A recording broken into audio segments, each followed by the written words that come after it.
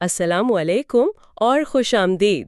آج ہم قرآن مجید کی ایک بہت ہی پر اثر صورت سورہ القلم کے کچھ خاص حصوں پر گہری نظر ڈال رہے ہیں۔ جی وعلیکم السلام۔ یہ واقعی ایک عظیم صورت ہے، مکی صورت ہے۔ بالکل، اور ہمارا مقصد صرف لفظی ترجمہ نہیں بلکہ ان آیات میں جو حکمت ہے، جو سبق ہیں، ان کو سمجھنا ہے۔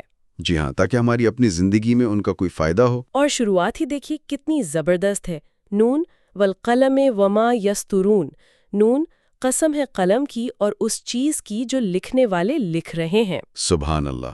پہلی آیت میں قلم اور لکھنے کی قسم، مطلب اس سے علم کی ریکارڈ رکھنے کی، شاید وحی کی اہمیت واضح ہو رہی ہے۔ ہاں، جیسے کہا جا رہا ہو کہ جو آگے آ رہا ہے وہ محفوظ ہے، لکھا ہوا ہے۔ بالکل۔ مفسرین اس میں الگ الگ رائے رکھتے ہیں کہ یہ کون سا قلم ہے، وہ جس سے تقدیر لکھی گئی، یا فرشتوں کے قلم، یا عام لکھنا۔ لیکن ہر صورت میں لکھنے کی اہمیت تو واضح ہے۔ جی، اور اس قسم کے فوراً بعد اللہ تعالیٰ اپنے پیارے نبی محمد صلی اللہ علیہ وسلم کا دفاع فرما رہے ہیں۔ آیت 2، ما انت بنعمت ربک بمجنون، کہ آپ اپنے رب کے فضل سے مجنون نہیں ہیں۔ یہ سیدھا جواب ہے ان لوگوں کو جو نعوذ باللہ آپ صلی اللہ علیہ وسلم پر ایسی باتیں کرتے تھے، اور صرف انکار نہیں بلکہ ان کا مقام بلند کیا جا رہا ہے۔ آیت 3 میں وہ دائمی اجر کا ذکر، وہ ان لک لاجرا غیر ممنون، جی نہ ختم ہونے والا اجر۔ اور پھر جو بات آپ نے کی مقام کی بلندی، آیت 4، وَإِنَّكَ لَعَلَىٰ خُلُقٍ عَظِيمٍ، بے شک آپ اخلاق کے عظیم ترین درجے پر ہیں۔ یہ تو کمال کی گواہی ہے۔ مطلب سچائی صرف دلیل سے نہیں، اس کو لانے والے کے کردار سے بھی ثابت ہوتی ہے۔ درست فرمایا، وہی عظیم اخلاق تھا جو لوگوں کو کھینچتا تھا۔ پھر آیت 5 اور 6 میں ایک چیلنج ہے۔ ہاں، فَسَتُبْصِرُ وَيُبْصِرُونَ بِأَيُّكُمُ الْمَفْتُونُ، کہ جلد ہی دیکھ لوگے تم بھی اور وہ بھی کہ کون ہے دیوانگی میں مبتلا۔ گویا آئینہ دکھا دیا کہ وقت خود فیصلہ کر دے گا۔ اور آخری فیصلہ تو اللہ کا ہی ہے۔ آیت 7، ان ربک ھو اعلم بمن ضل عن سبیلہ وھو اعلم بالمہتدین۔ بے شک اللہ ہی بہتر جانتا ہے کون بھٹکا ہوا ہے، کون ہدایت پر۔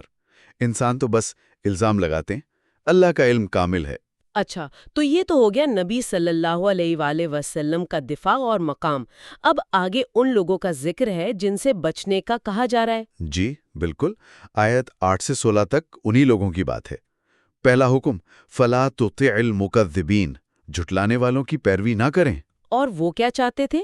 آیت 9 میں ہے وَدُّوا لَوْ تُدْہِنُ فَيُدْہِنُونَ، وہ چاہتے ہیں آپ نرم پڑیں تو وہ بھی نرم پڑ جائیں۔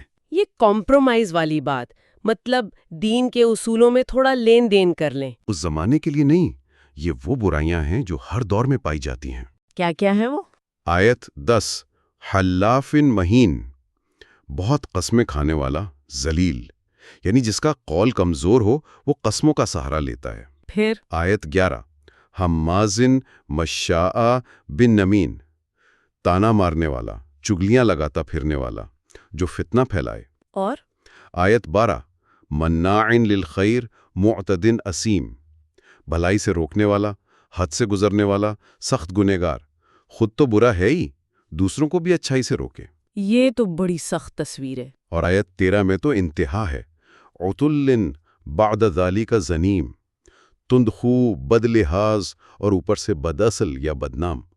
لفظ زنیم پر کافی بحث ہے، لیکن نچوڑ یہی ہے کہ کردار کی پستی۔ اتنی ساری برائیاں جمع ہیں اس شخص میں، اور اس سب کی وجہ کیا بتائی؟ شاید آیت 14؟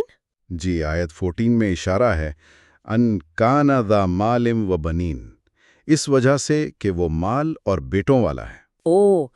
تو دولت اور اولاد کا تکبر اسے اتنا اندھا کر دیتا ہے۔ یہ تو بڑا عام مشاہدہ ہے۔ بالکل، اور یہ تکبر پھر اسے اللہ کی آیات سن کر کیا کہلواتا ہے؟ آیت 15، اذا تتلی علیہ آیاتنا قال اساطیر الاولین، کہتا ہے یہ تو پہلوں کی کہانیاں ہیں، ڈسمس کر دیتا ہے۔ سبحان اللہ، حقیقت سے منہ موڑ لینا۔ پھر ایسے شخص کے لیے انجام بھی ویسا ہی سخت ہوگا۔ آیت 16 کی دھمکی، سنسمہ علی الخرطوم، ہم اس کی سونڈ پر داغ لگائیں گے۔ یہ خرطوم سونڈ، اس کا کیا مطلب ہے؟ یہ لفظ عام طور پر ہاتھی کی سونڈ کے لیے آتا ہے۔ انسان کے لیے اس کا استعمال انتہائی ذلت اور تحقیر کی علامت ہے۔ گویا اس کے غرور کی نشانی، اس کی ناک، اسی کو رسوا کیا جائے گا قیامت کے دن یا شاید دنیا میں۔ واقعی سخت وارننگ ہے۔ اچھا، اس کے بعد وہ مثال آتی ہے نا باغ والوں کی؟ جی، آیت 17 سے وہ قصہ شروع ہوتا ہے۔ اِنَّ بَلَوْنَاهُمْ كَمَا بَلَوْنَا أَصْحَابَ الْجَنَّةِ، ہم نے ان مکہ والوں کو ویسے ہی آزمایا جیسے باغ والوں کو آزمایا تھا۔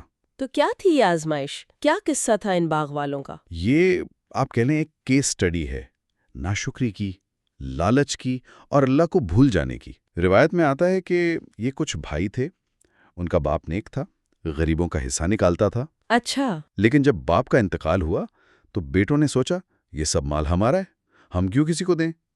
تو انہوں نے ایک پلان بنایا۔ کیا پلان تھا؟ انہوں نے قسم کھائی، آیت 17-18 میں ہے، اِذْ أَقْسَمُوا لَيَصْرِمُنَّهَا مُصْبِحِينَ وَلَا يَسْتَثْنُونَ، کہ ہم صبح سویرے بالکل اندھیرے میں جا کر سارا پھل توڑ لیں گے، تاکہ کوئی غریب مسکین آ نہ سکے اور حصہ نہ مانگ لے۔ بالکل۔ اور قسم کے ساتھ یہ بھی تھا کہ انشاءاللہ نہیں کہا، یعنی اللہ کی مرضی کو شامل نہیں کیا، اپنے پلان پر مکمل بھروسہ تھا۔ گویا اللہ کو بیچ سے نکال دیا۔ پھر کیا ہوا؟ پھر وہی ہوا جو ایسی سوچ کا نتیجہ ہوتا ہے۔ رات میں جب وہ سو رہے تھے، آیت 19، فَطَافَ عَلَيْهَا طَائِفٌ مِّن رَّبِّكَ وَهُمْ نَائِمُونَ، اللہ کی طرف سے ایک آفت، ایک بلا اس باغ پر پھر گئی، اور صبح تک وہ باغ، آیت 20، فَأَصْبَحَتْ كَالسَّرِيمِ، جیسے کٹی ہوئی کھیتی، سیاہ، جلا ہوا، مکمل تباہ۔ لیکن وہ بھائی تو بے خبر تھے اس سے۔ جی، وہ تو صبح اٹھے اپنے پلان کے مطابق، آیت 21-22، ایک دوسرے کو پکارا چلو بھائی پھل توڑیں، اور آیت 23-24 چپ کے نکل پڑے کہ کوئی مسکین نہ آ جائے، اور سمجھ رہے تھے کہ ہم قادر ہیں اس پر، وَغَدَوْا عَلَىٰ حَرْدٍ قَادِرِينَ، پورا کانفیڈنس تھا۔ لیکن جب وہاں پہنچے اور منظر دیکھا تو ہوش اڑ گئے۔ پھر ان کا ریاکشن کیا تھا؟ پہلے تو انہوں نے مانا ہی نہیں۔ آیت 26، اِنَّا لَضَالُونَ، کہنے لگے ہم راستہ بھول گئے ہیں، یہ ہمارا باغ ہو ہی نہیں سکتا۔ انکار، ڈینائل۔ پھر جب یقین آیا کہ نہیں یہ ہمارا ہی باغ ہے، تب حقیقت کھلی۔ آیت 27، بل نحن محرومون، نہیں ہم ہی محروم کر دیے گئے۔ اپنی غلطی کا احساس ہوا؟ جی، اور یہاں ایک اہم بات ہے، آیت 28، ان میں جو بہتر شخص تھا افسطہم، اس نے کہا الم اقل لکم لولا تسبحون، کیا میں نے تم سے نہیں کہا تھا کہ اللہ کی تسبیح کیوں نہیں کرتے؟ یعنی اللہ کو یاد کیوں نہیں کیا، اس کی مدد کیوں نہیں مانگی، اس کے احکام کیوں توڑے؟ بالکل، یہ تھا وہ مومنٹ آف ٹروتھ۔ اس کے بعد سب نے اقرار کیا۔ آیت 29، قالوا سبحان ربنا انا كنا ظالمین، پاک ہے ہمارا رب، ہم ہی ظالم تھے۔ پھر ایک دوسرے کو الزام دینے لگے، آیت 30۔ فَأَقْبَلَ بَعْضُهُمْ عَلَى بَعْضٍ يَتَلَاوَمُونَ، ہاں، یہ انسانی فطرت ہے۔ لیکن پھر اپنی سرکشی کا بھی اقرار کیا، آیت 31۔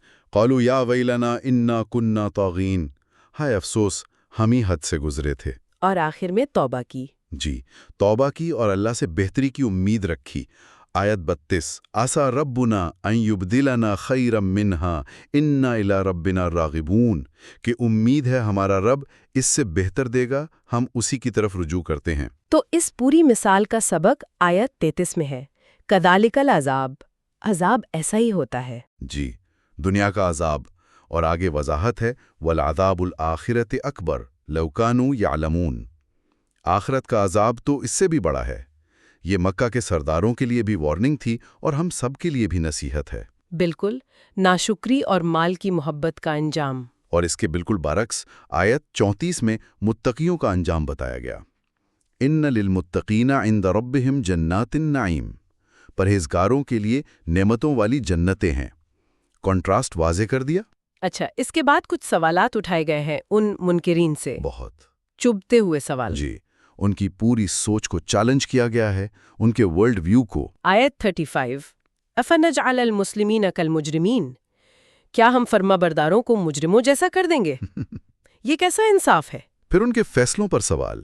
آیت 36، ما لکم کیف تحکمون، تمہیں کیا ہوا ہے، کیسے فیصلے کرتے ہو؟ پھر پوچھا جا رہا ہے، کیا کوئی کتاب ہے تمہارے پاس جس میں لکھا ہے کہ جو چاہو گے ملے گا؟ آیت 37-38، یا اللہ سے کوئی قسمیں لی ہوئی ہیں قیامت تک کی؟ آیت 39۔ کون ہے تمہارا زمین؟ آیت 40۔ یا اللہ کے کوئی شریک ہیں جو یہ سب گارنٹی دے رہے ہیں تو انہیں لاؤ۔ آیت 41۔ مطلب تمہارے ان دعووں کی بنیاد کیا ہے؟ صرف ہوا میں؟ یہ تو بالکل ان کے غرور کی دھجیاں اڑا دی گئی ہیں۔ جی، اور اس کے بعد آخرت کا ایک منظر ہے بہت ہیبت ناک۔ آیت 42۔ یوم یکشف عن ساق، جس دن پنڈلی کھول دی جائے گی۔ یہ پنڈلی کھولنا یہ کیا ہے؟ یہ عربی محاورہ ہے، شدید سختی، ہولناکی کے لیے استعمال ہوتا ہے۔ قیامت کی شدت کا بیان ہے۔ اس دن لوگوں کو سجدے کے لیے بلایا جائے گا، وَيُدْعَوْنَ إِلَى السُّجُودِ فَلَا يَسْتَطِيعُونَ، مگر وہ سجدہ نہیں کر سکیں گے۔ دنیا میں تو کر سکتے تھے، وہاں کیوں نہیں کر سکیں گے؟ کیا وجہ ہوگی؟ آیت 40 تلی حجہ بتاتی ہے، خاشعتاً ابصارہم ترہقہم ذلہ، ان کی نگاہیں نیچی ہوں گی، ذلت ان پر چھائی ہوگی، کیونکہ وقد کانوا یدعون الی السجود وہم سالمون، انہیں دنیا میں بھی سجدے کے لیے بلایا جاتا تھا جب وہ صحیح سالم تھے، کر سکتے تھے، لیکن انکار کرتے تھے۔ تو گویا وہ صلاحیت ہی چھین لی جائے گی۔ تکبر کا انجام یہ ہوگا۔ جی، دنیا کے تکبر کا انجام آخرت کی محرومی اور ذلت۔ واقعی کنپا دینے والا منظر ہے۔ اچھا، ان تنبیہات کے بعد پھر سے نبی کریم صلی اللہ علیہ وسلم سے خطاب ہے، انہیں تسلی دی جا رہی ہے۔ جی بالکل۔ آیت 44۔ اللہ فرماتے ہیں، فَذَرْنِي وَمَن يُكَذِّبُ بِهَذَا الْحَدِيثِ، مجھے اور اس کلام کو جھٹلانے والے کو چھوڑ دو، مطلب ان کا معاملہ مجھ پر، آپ فکر نہ کریں۔ اور اللہ کا طریقہ کیا ہوگا؟ سَنَسْتَدْرِجُهُم مِّنْ حَيْثُ لَا يَعْلَمُونَ، ہم انہیں آہستہ آہستہ پکڑیں گے جہاں سے انہیں خبر بھی نہ ہوگی۔ یہ استدراج ہے، اللہ ڈھیل دیتا ہے۔ وہ سمجھتے ہیں سب ٹھیک ہے، شاید نعمتیں بھی مل رہی ہوں، لیکن وہ انجام کی طرف جا رہے ہوتے ہیں۔ آیت 45۔ وَأُمْلِي لَهُمْ إِنَّ كَيْدِي مَتِينٌ، اور میں انہیں مہلت دیتا ہوں، بے شک میری تدبیر بڑی مضبوط ہے۔ اللہ کی پکڑا فوری نہیں، لیکن بہت مضبوط ہوتی ہے۔ پھر ان جھٹلانے والوں سے کچھ اور سوال ہیں۔ آیت 46۔ کیا آپ ان سے کوئی اجرت مانگتے ہیں جس کے بوجھ تلے وہ دبے جا رہے ہیں؟ مطلب آپ تو فری میں پیغام دے رہے ہیں، پھر کیوں نہیں سنتے؟ اور آیت 47۔ کیا ان کے پاس غیب کا علم ہے جسے یہ لکھ رہے ہیں؟ کوئی اور ذریعہ ہے علم کا؟ ظاہر ہے جواب نہیں ہے، یہ صرف ان کی ہٹ دھرمی ہے۔ جی۔ اور اس سب کے بعد پھر وہی مرکزی بات، صبر۔ آیت 48۔ فَاصْبِرْ لِحُکْمِ رَبِّکَ، اپنے رب کے حکم پر صبر کریں، اور ساتھ میں ایک تنبیہ، وَلَا تَكُنْ كَصَاحِبِ الْحُوتِ، مچھلی والے کی طرح نہ ہو جائیں، یعنی حضرت یونس علیہ السلام، ان کی طرح نہ ہونے کا کیا مطلب ہے؟ حضرت یونس کا واقعہ یہ تھا کہ وہ اپنی قوم سے ناراض ہو کر اللہ کے واضح حکم کا انتظار کیے بنا جذبات میں آ کر چل دیے تھے۔ اچھا۔ انہیں لگا تھا اب قوم پر عذاب آ جائے گا، مگر اللہ نے قوم کو ہدایت دے دی، اور یونس کو پھر مچھلی نے نگلا۔ قرآن اشارہ کرتا ہے، اذ نادا وہو مکظوم، آیت 48، جب انہوں نے پکارا غم سے گھٹے ہوئے۔ پھر ان کی توبہ کا ذکر ہے۔ جی، آیت 59-50۔ اگر اللہ کا فضل نہ ہوتا تو وہ برے حال میں پھینک دیے جاتے، لیکن ان کی دعا لا الہ الا انت سبحانک انی کنت من الظالمین قبول ہوئی۔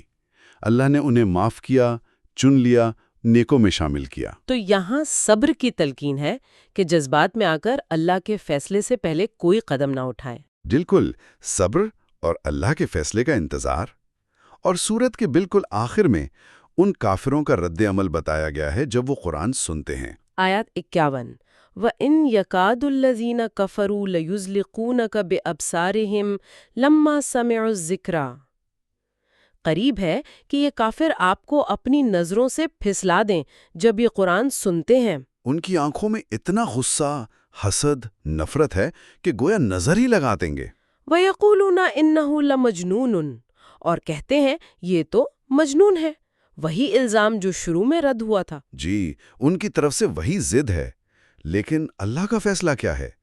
آخری آیت 52 ایک عالمی اعلان ہے۔ وَمَا هُوَ إِلَّا ذِكْرٌ لِّلْعَالَمِينَ، حالانکہ یہ قرآن تو تمام جہانوں کے لیے نصیحت ہے۔ بالکل، یونیورسل میسج، کسی ایک قوم یا دور کے لیے نہیں۔ تو اگر ہم اس سب کو سمیٹیں، سورہ القلم نے نبی صلی اللہ علیہ وسلم کا مقام، ان کا دفاع، اخلاق کی اہمیت، تکبر اور ناشکری کا انجام، وہ باغ والوں کی مثال سے، اللہ کا انصاف، متقی اور مجرم کا فرق، صبر کی اہمیت، حضرت یونس AS کے واقعے سے اشارہ۔